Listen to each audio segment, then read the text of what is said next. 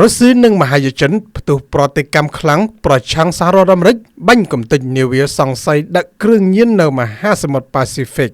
យោងតាមប្រភពសារព័ត៌មាន Channel News Asia និងទីភ្នាក់ងារសារព័ត៌មានអន្តរជាតិដទៃទៀតបានចុះផ្សាយកាលពីពេលថ្មីៗនេះបានឲ្យដឹងថាបញ្ជាការដ្ឋានយោធាភាគខាងត្បូងនៃសហរដ្ឋអាមេរិកបានបើកប្រតិបត្តិការវាយប្រហារកំទេចនាវាសង្ស័យមួយគ្រឿងនៅសមុទ្រប៉ាស៊ីហ្វិកភាគខាងកើតប្រតិបត្តិការនេះបានបណ្ដាលឲ្យមនុស្ស2នាក់បាត់បង់ជីវិតនិងម្នាក់ទៀតកំពុងបាត់ខ្លួនដែលកងទ័ពសហរដ្ឋអាមេរិកកំពុងតាមប្រម៉ាញ់យោងតាមរបាយការណ៍ព័ត៌មានពីបញ្ជាការដ្ឋានយោធាភាគខាងត្បូងនៃសហរដ្ឋអាមេរិកដែលបានផ្សព្វផ្សាយជាវីដេអូនៅលើបណ្ដាញសង្គមបានបង្ហាញពីសកម្មភាពនាវាដែលមានម៉ាស៊ីនជាច្រើនគ្រឿងត្រូវបានកំទេចដោយការផ្ទុះឆេះយ៉ាងសន្ធោសន្ធៅយោធាអាមេរិកបានបញ្ជាក់ថាព័ត៌មានស៊ើបការសម្ងាត់បានបង្ហាញយ៉ាងច្បាស់ថានាវាគោលដៅត្រូវបានធ្វើដំណើរតាមផ្លូវសមុទ្រដែលជាខ្សែរយៈនៃការរត់ពន្ធគ្រឿងញៀនដល់ល្បីល្បាញព្រឹត្តិការណ៍នេះត្រូវបានគេចាត់ទុកថាជាការប្រើប្រាស់កម្លាំងយោធាដ៏តានតឹងបំផុតក្នុងតំបន់ប៉ាស៊ីហ្វិក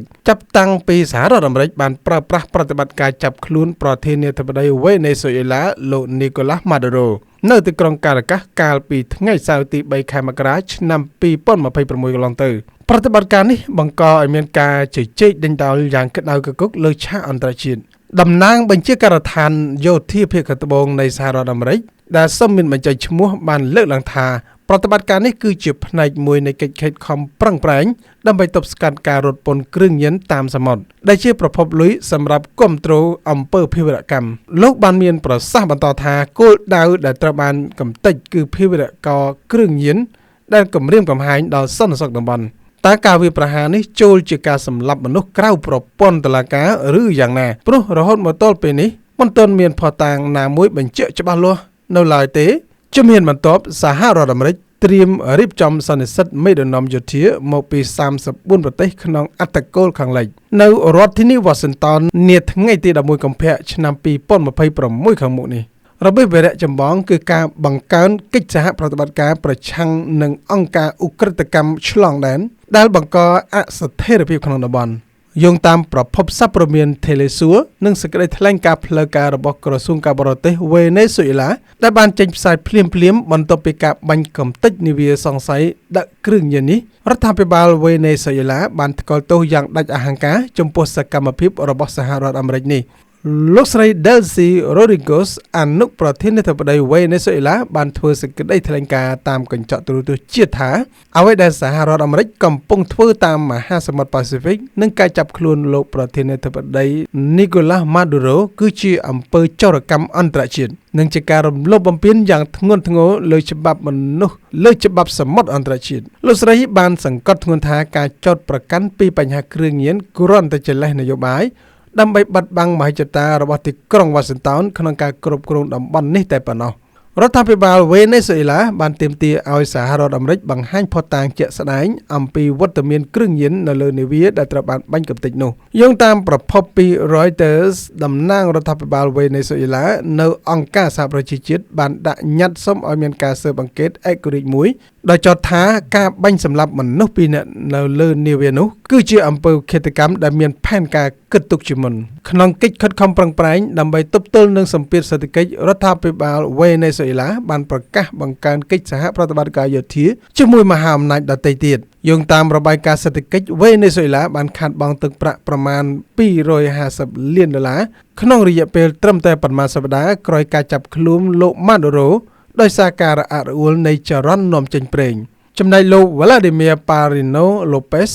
រដ្ឋមន្ត្រីក្រសួងកាពិជាតិវេណេស៊ុយអេឡាបានលើកឡើងថាកងទ័ពបដិវត្តន៍ Bolivarian ស្ថិតក្នុងស្ថានភាពប្រយ័ត្នខ្ពស់បំផុតយើងនឹងមិនអោនក្បាលចំពោះអាណាចក្រដែលប្រើប្រាស់អំណាចបំពានច្បាប់អន្តរជាតិតាមអំពើចិត្តនោះឡើយយោងតាមទីភ្នាក់ងារសារព័ត៌មាន TASS របស់រុស្ស៊ីចុះផ្សាយនៅថ្ងៃសុក្រទី23ខែមករាបានឲ្យដឹងថាលោក Dmitry Peskov អ្នកនាំពាក្យវិមានក្រឹមឡង់បានធ្វើការរិះគន់យ៉ាងខ្លាំងចំពោះការប្រើប្រាស់កម្លាំងបាយរបស់អាមេរិកលោក Peskov បានលើកឡើងបន្តទៀតថាសកម្មភាពរបស់សហរដ្ឋអាមេរិកនៅមហាសមុទ្រប៉ាស៊ីហ្វិកនិងការចាប់ខ្លួនប្រមុខរដ្ឋគឺជាការនាំឲ្យពិភពលោកត្រឡប់ទៅរកយុគសម័យកាបូយដែលអ្នកខ្លាំងគឺជាអ្នកកំណត់ច្បាប់នេះគឺជាការបំពានយ៉ាងធ្ងន់ធ្ងរលើធម្មនុញ្ញអង្គការសហប្រជាជាតិ លើពីនេះក្រសួងការពារជាតិរុស្ស៊ីក៏បានបង្ហើបអំពីលទ្ធផលនៃការបញ្ជូននាវាចម្បាំងទៅកាន់សមុទ្រការីបៀនដើម្បីធ្វើសម្យុទ្ធយោធារួមគ្នាជាមួយនឹងកងទ័ពវេណេស៊ុយអេឡាដែលនេះត្រូវបានគេមើលឃើញថាជាការបង្ហាញសាច់ដុំឆ្លើយតបទៅនឹងការបាញ់កំទេចនាវារបស់អាមេរិកផ្ទុយពីភាពរឹងមាំរបស់រុស្ស៊ីនៅទីក្រុងប៉េកាំងឯនេះវិញបានប្រើប្រាស់ភាសានយោបាយបែបប្រយ័ត្នប្រយែងប៉ុន្តែបង្កប់ទៅដោយសម្ពាធសេដ្ឋកិច្ចយោងតាមសារព័ត៌មាន South China Morning Post បានឲ្យដឹងថាអ្នកនាំពាក្យក្រសួងការបរទេសចិនលោកលីនជីនបានលើកឡើងក្នុងនិស្សិតកាសែតថាប្រទេសចិនប្រឆាំងដាច់ខាតចំពោះការប្រើប្រាស់កម្លាំងយោធាជាឯកតោភាគីក្នុងដែនអន្តរជាតិក្រមលេសណាមួយក៏ដោយយើងជំរុញឲ្យភាគីពាក់ព័ន្ធគោរពច្បាប់អន្តរជាតិនិងដោះស្រាយបញ្ហាតាមរយៈការសន្ទនាសូមបញ្ជាក់ថាមហាយចិនគឺជាម្ចាស់បំណុលធំជាងគេរបស់វេណេស៊ុយអេឡាការដែលអាមេរិកបង្កើនសម្ពាធយោធាធ្វើឲ្យប៉ះពាល់ដល់ស្ថិរភាពនាំចេញប្រេងដែលវេណេស៊ុយអេឡាត្រូវសងបំណុលចិនយោងតាមទិន្នន័យសេដ្ឋកិច្ចបង្ហាញថាមហាយចិនបានវិនិយោគក្នុងវិស័យប្រេងនៅវេណេស៊ុយអេឡារហូតទៅដល់ជិត$60 លានអាមេរិកក្នុងរយៈពេល2ទសវត្សរ៍ចុងក្រោយនេះការរំខានណាមួយដោយយោធាអាមេរិកគឺជាការប៉ះពាល់ដោយផ្ទាល់ដល់ផលប្រយោជន៍សេដ្ឋកិច្ចមហាយចិនការរួមគ្នារវាងប្រទេសរុស្ស៊ីនិងមហាយចិនក្នុងការគាំទ្រដល់វេណេស៊ុយអេឡាបានបង្កើតជាប្លុកអំណាចថ្មីមួយប្រឆាំងនឹងឥទ្ធិពលរបស់សហរដ្ឋអាមេរិកនៅតំបន់អាមេរិកឡាទីនអ្នកវិភាគភូមិសាស្ត្រនយោបាយបរទេសលោកហូម៉ានីវ៉ាន់យល់ឃើញថារុស្ស៊ីប្រើប្រាស់វេណេស៊ុយអេឡា